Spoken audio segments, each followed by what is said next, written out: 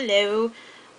This video is to demonstrate one of the techniques that I used a lot in the Big Daddy crochet, the Amigurumi Big Daddy, which is slip stitching into the actual fabric of the amigurumi to do stuff.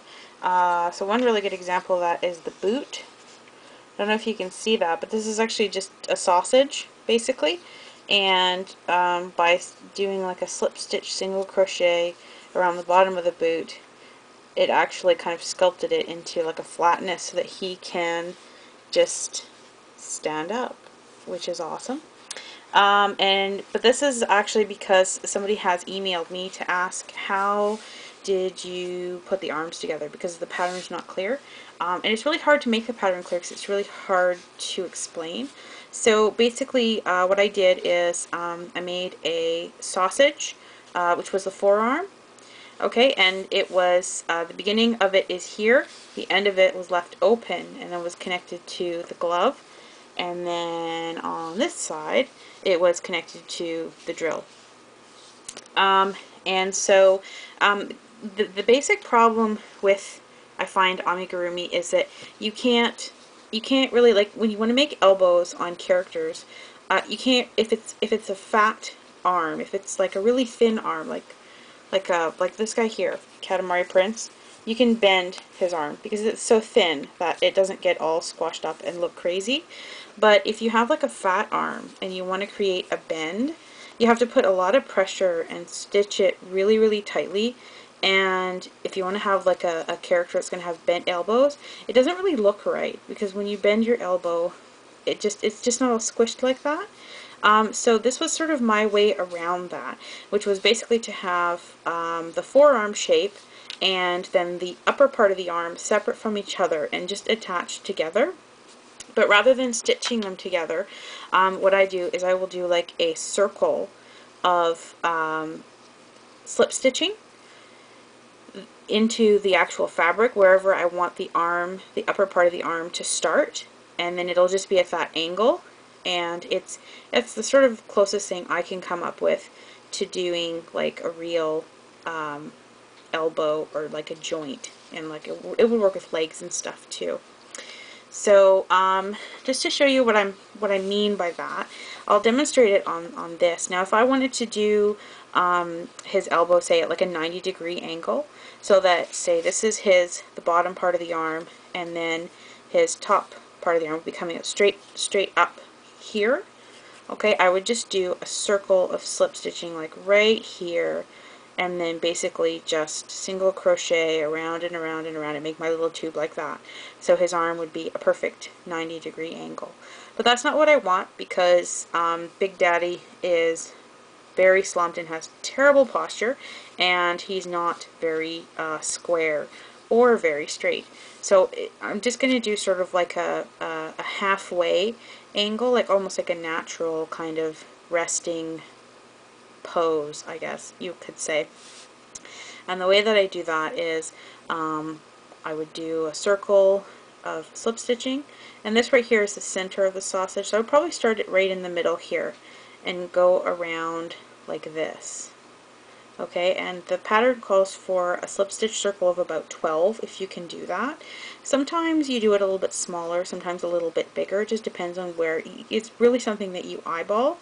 Okay, but if you do it too small, you can always do increases to kind of beef it up a little bit further up. If you do it too big, though, you can't really decrease it because that tends to look odd.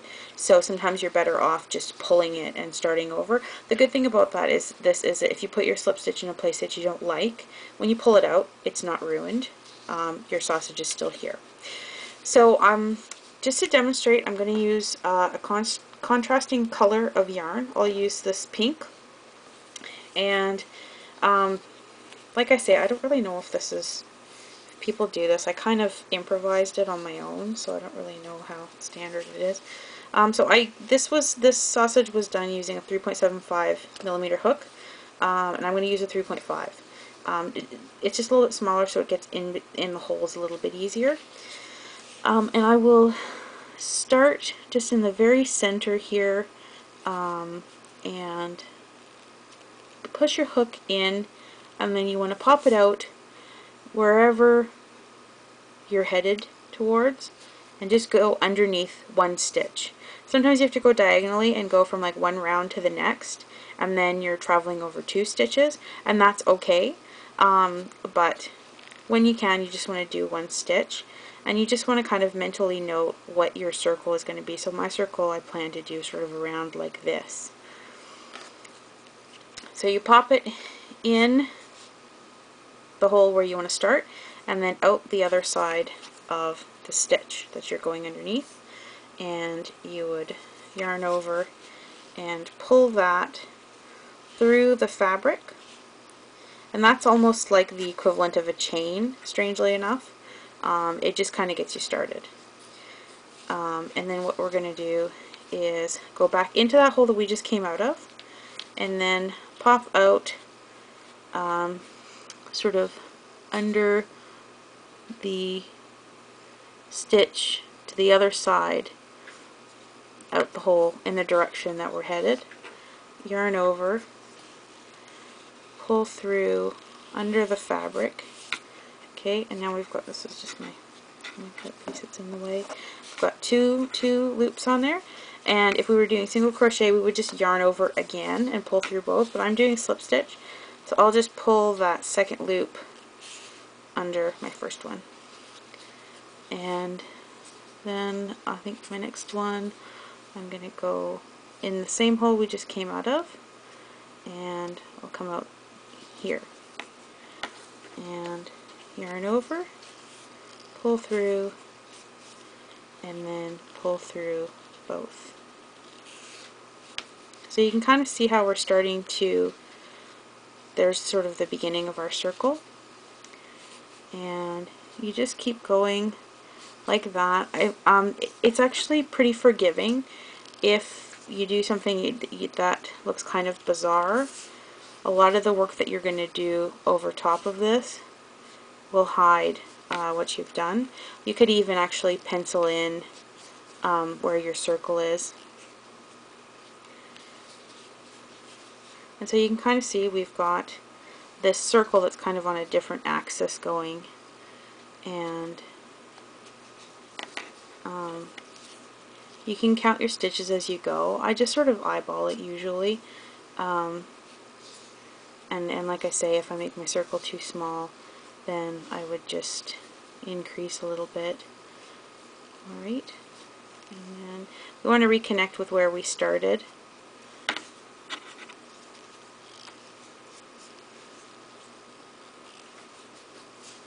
And so there's our circle.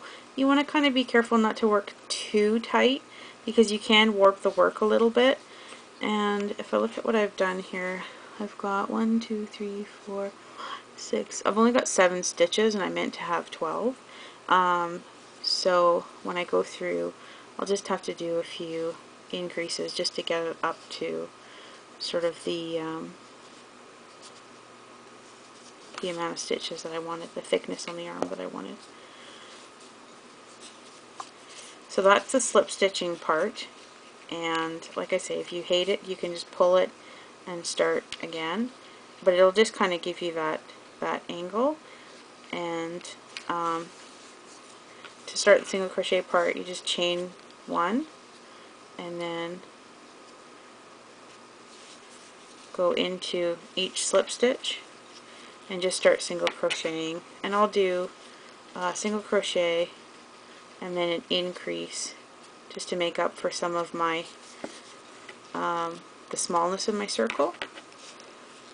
And you just want to be careful at this stage that you're still working on the right side. Sometimes you'll get kind of turned around and need to actually do like a chain and then turn your work, but I think we're doing okay.